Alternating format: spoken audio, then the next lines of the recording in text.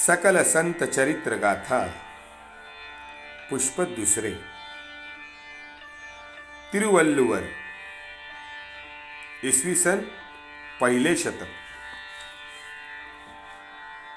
पित्याचे नाव भगवान व आईचे नाव आदी। पिता ब्राह्मण तर आई अस्पृश्य अशा दाम्पत्याच्या पोटी अंदाजे 2000 वर्षापूर्वी मद्रास जवळील मैलापूर गावी मुखावर तेज व साधुत्वाची लक्षणे असलेल्या या बालकाचा जन्म झाला। नाव वल्लुवर होते। वल्लुवरच्या मागे तिरू हा शब्द लावला गेला। तिरू म्हणजे संत किंवा पवित्र। लहानपणापासून त्यांच्या मनावर चांगले संस्कार झाले होते।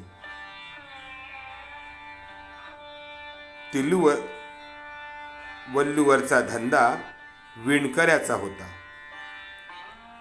विणता विणता तो भगवंताच्या नामात दंग होऊन जात असे। प्रापंचिक जीवन अतिसुखाचे व आदर्श स्वरूपाचे होते। प्रपंच सुखाचा अनुभव घेत घेत तो ईशचिंतन करी, पण त्याचबरोबर अन्य लोकांना शहाणे करून सोडण्यासाठी काही उपदेशही करीत असे। पत्नीच्या निधनानंतर मात्र त्यांनी संन्यास घेतला आणि समाजाला उपदेश करण्यात आपले उर्वरित आयुष्य व्यतीत केले। यांचा असा विश्वास होता की मनुष्य आपल्या धर्माने वागला, साध्या जीवनात त्याने सुख मानले तर मोक्ष आपोआप प्राप्त होईल। त्यांनी लिहिलेल्या ग्रंथाचे नाव तिरुकुरल। या ग्रंथात सर्वांगीण जीवनाचा विचार म्हणजे जीवनशास्त्रच आहे। आजही हा ग्रंथ सर्वत्र मोठ्या आदराने वाचला जातो।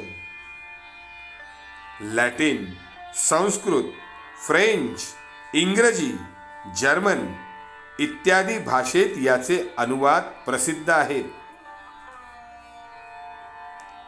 अंतसमय जवळ आल्याची जाणीव होताच आपल्या शिष्यांना जवळ बोलावून आपल्या देहातून प्राण उडून गेल्यानंतर आपले शरीर श्वापदाना मेजवानी म्हणून खाण्यासाठी रानात टाकून देण्यास सांगितले। यानंतर काही दिवसात त्यांनी आपली जीवनयात्रा संपवली। असे हे थोर संत तिरुवल्लुवर। हरिओम तत्सत। हरिओम